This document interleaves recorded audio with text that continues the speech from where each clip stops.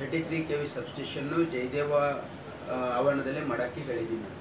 ಅದಾದರೆ ನಮ್ಮ ಜಯದೇವ ಮತ್ತು ಜಿಮ್ಸ್ಗೆ ಅದು ಸಂಪೂರ್ಣ ಒಂದು ಇದಾಗ್ತದೆ. ಆಮೇಲೆ ನಮ್ಮ ಹತ್ರ ನೀವು ಇದು ಅರ್ಥ ಮಾಡ್ಕೊಂಡಿಲ್ಲ, ಕೋವಿಡಲ್ಲಿ ನಮ್ಮ ಜಿಮ್ಸ್ ಆಸ್ಪತ್ರೆನೇ ಯಾಕೆ ಸಸ್ಟೇನ್ ಆಯಿತು 500 ಬೆಡ್ ವಿತೌಟ್ ಎನಿ ಗ್ಲಿಚ್?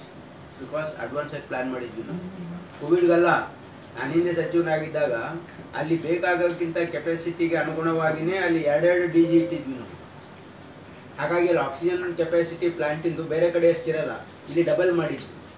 ಯಾಕಂದರೆ ಇದು ದೊಡ್ಡ ಆಸ್ಪತ್ರೆ ಇದೆ, ಇದಕ್ಕಿನ್ನೂ ಗ್ರೋ ಆಗೋಕ್ಕೆ ಸ್ಕೋಪ್ ಇದೆ ಅಂತೇಳಿ ಮುಂದಾಲೋಚನೆಯಿಂದ ಮಾಡಿದ್ದೀವಿ. ನೋಡಿ, ನಮ್ಮ ಕಲಬುರಗಿಯಲ್ಲಿ ಇಷ್ಟೆಲ್ಲ ಫೆಸಿಲಿಟಿ ಏನು ಬರ್ತಾ ಇದೆಯಲ್ಲ, ಇದು ಲಾಂಗ್ ಟರ್ಮ್ ಪ್ಲ್ಯಾನ್. ಇದು ನೀನು ಸಣ್ಣ ಪುಟ್ಟ ಈ ರೀತಿ ಆಗಿದ್ದಕ್ಕೆ ನೀವು ಇದೇ ಹೈಲೈಟ್ ಮಾಡಿ ಏನೋ ಅಲ್ಲಿ ಆಸ್ಪತ್ರೆ ಸರಿ ಇಲ್ಲ ಅಂತ ದಯವಿಟ್ಟು ಮಾಡಕ್ ಹೋಗ್ಬೇಡಿ. Only this is only A technical glitch. ಈ ಸಾಮಾನ್ಯ ವಾರ್ಡ್ನಾಗಾದ್ರ ಏನೋ ಆಲ್ಟರ್ನೇಟಿವ್ ಆದ್ರೂ ಗೊತ್ತಾಗೋದಿಲ್ಲ, ಯಾಕಂದ್ರೆ ಅಲ್ಲಿ ಯಾವ್ದು ಎಲೆಕ್ಟ್ರಿಕಲ್ ಇದು ಗೊತ್ತಾಗದೆ ICU. ಹಾಗಾಗಿ ಅದು ಎಲೆಕ್ಟ್ರಿಕಲ್ ಗ್ಲಿಚ್ ಇಂದ ಆಗಿದೆ.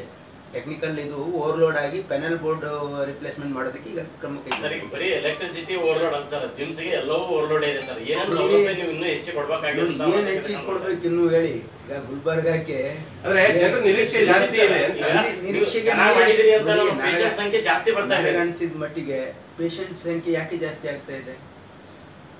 ಯಾಕಂದ್ರೆ ಅಲ್ಲಿ ಫೆಸಿಲಿಟಿ ಜಾಸ್ತಿ ಆಗ್ತಾ ಇದೆ. ಇದನ್ನ ಅರ್ಥ ಮಾಡ್ಕೊಂಡು ಈಗ ಪೇಷಂಟ್ಸ್ ಈಗ ನಮ್ಮ ಹತ್ರ ಬರ್ತಾ ಇದ್ದಾರೆ ಅಂದ್ರೆ ಫೆಸಿಲಿಟಿ ಜಾಸ್ತಿ ಆಗ್ತಾ ಇದೆ ಅಂತ ಬರ್ತಾ ಇದ್ದಾರೆ.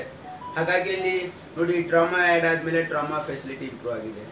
ಈಗ ಸೂಪರ್ ಸ್ಪೆಷಾಲಿಟಿ ಆದಮೇಲೆ ಅದು ಇಂಪ್ರೂವ್ ಆಗ್ತದೆ. ಕ್ಯಾನ್ಸರ್ ಆಸ್ಪತ್ರೆ ಆಗ್ತಾ ಇದೆ. ಈಗ ಆಮೇಲೆ ಈಗ ನಿಮ್ಮ ಜಯದೇವ ಶಿಫ್ಟ್ ಆದಮೇಲೆ ಅದು ಇಂಪ್ರೂವ್ಮೆಂಟ್ ಆಗಿದೆ. ಹಾಗಾಗಿ ಇಲ್ಲಿ ನೋಡಿ, ನಮ್ಮ ಎಲ್ಲ ಆಸ್ಪತ್ರೆಗಳಿಗೆ ಹೊಸದಾಗಿ ಕೂಡ ನಾವೇನು ಪ್ಲ್ಯಾನ್ ಮಾಡಿದ್ದೀವಿ, ಅವೆಲ್ಲ ಭಾಳ ಮುಂದಾಲೋಚನೆಯಿಂದ ಮಾಡಿದ್ದಿದೆ.